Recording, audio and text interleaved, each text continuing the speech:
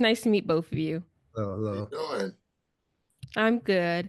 I'm support from Nocturnal. Congratulations on season 2 of Bookie. Thank Thank you. you.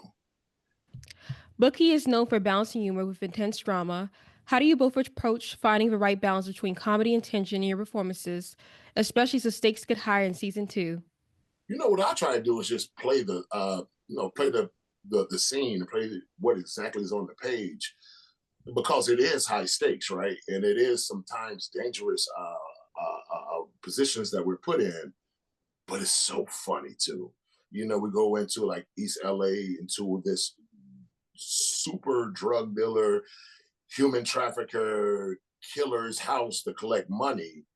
But everything goes awry and looks like it's going to be the end of Ray and Danny until Charlie Sheen shows up and says, "Oh, this is my cousin. You know, I'm an Estevez." I'm like, "Oh, that's right, you are Mexican. My bad." You know, so it's things like that that really, we have to play the moment for real, but the comedy comes out of what exactly happens, during those scenes. Yeah, I think if you play the comedy, you're dead. You play the situation, the relationship. It's more about the relationship between the characters, and out of the relationship definitely comes the comedy. So it's like you're not playing the joke here. This is not like sitcom, sitcom, they're playing the joke. Here it's like real life situations. You play it like it's a serious situation, and comedy comes out of this, just the relationship. So yeah, um, if it's on the page, it's on the page. You don't really have to do much, but just be in the moment.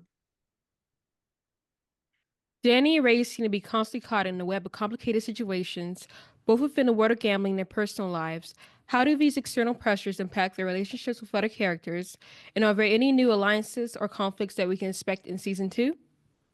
Oh, yeah, there. I talk about the conflicts and relationships, right? The conflicts are that Danny and Ray get taken for a lot of money two times. One time is somebody is setting them up for a bet that they know is going to hit, but they've been suckering they've been suckering us two in for so long. We're like, we just take whatever bet this person is going to give, but then when they make a super bet, they take us everything, and the person who is in charge of our money ends up fleeing the country. So those are the conflicts that we have to deal with, and then another relationships, or that we have a couple of bookie friends that we meet in Costa Rica on a plane from Boston, who we think could be friendly, but then we think it could be a good relationship, but then things with them also go south pretty quickly.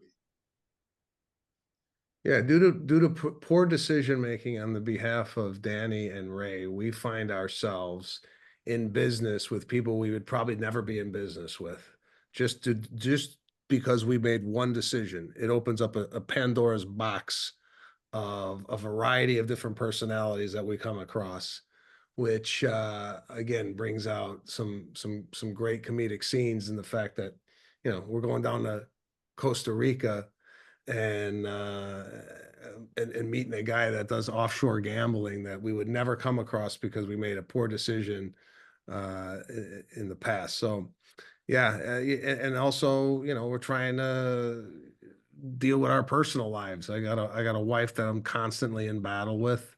And her mother-in-law now comes to visit and live with us. So I got a house full of I got a disaster at home, and I got a disaster.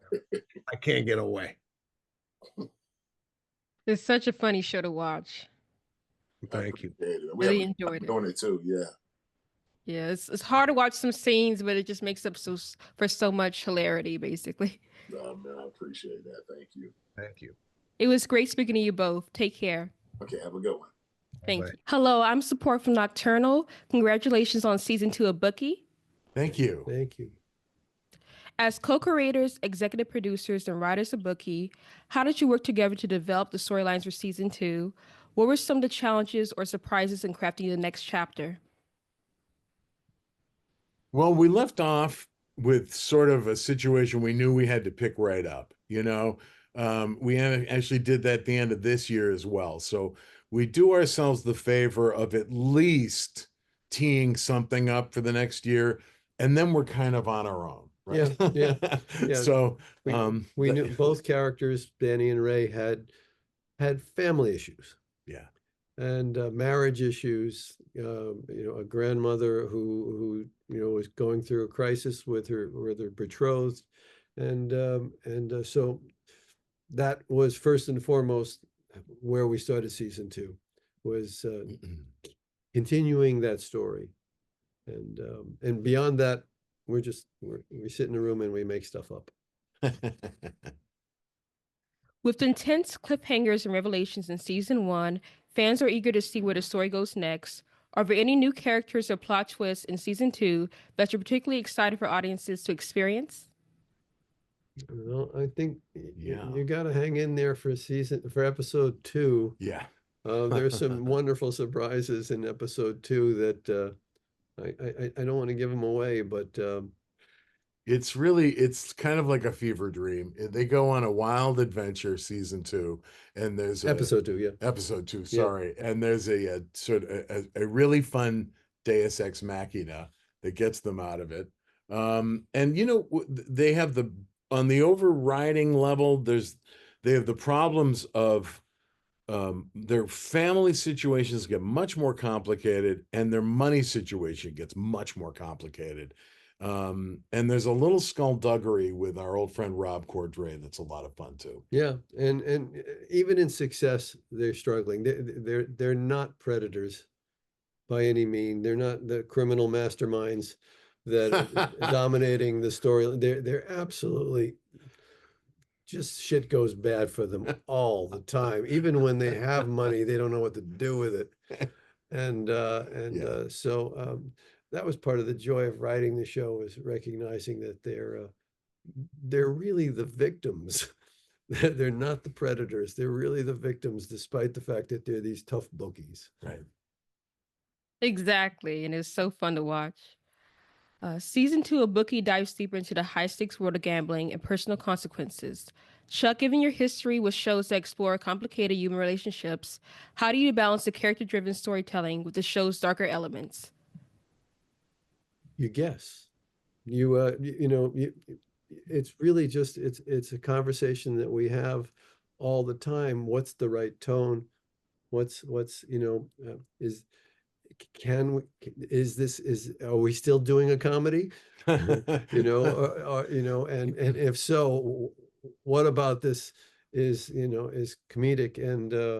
And there's just one of the great pleasures of doing this show, season 2 of the show, was realizing we had so much freedom to tell the story any which way we wanted, and hopefully to take advantage of that freedom and cause laughter, maybe, which would be a swell outcome for a comedy. Lots of laughter, definitely. I was laughing the whole time. Oh, good. That's See, great. now I feel like, okay, good. All right, Yay. that's great. It was great speaking to you both. Thank you again. Thank you. Thank you. Take care. You too.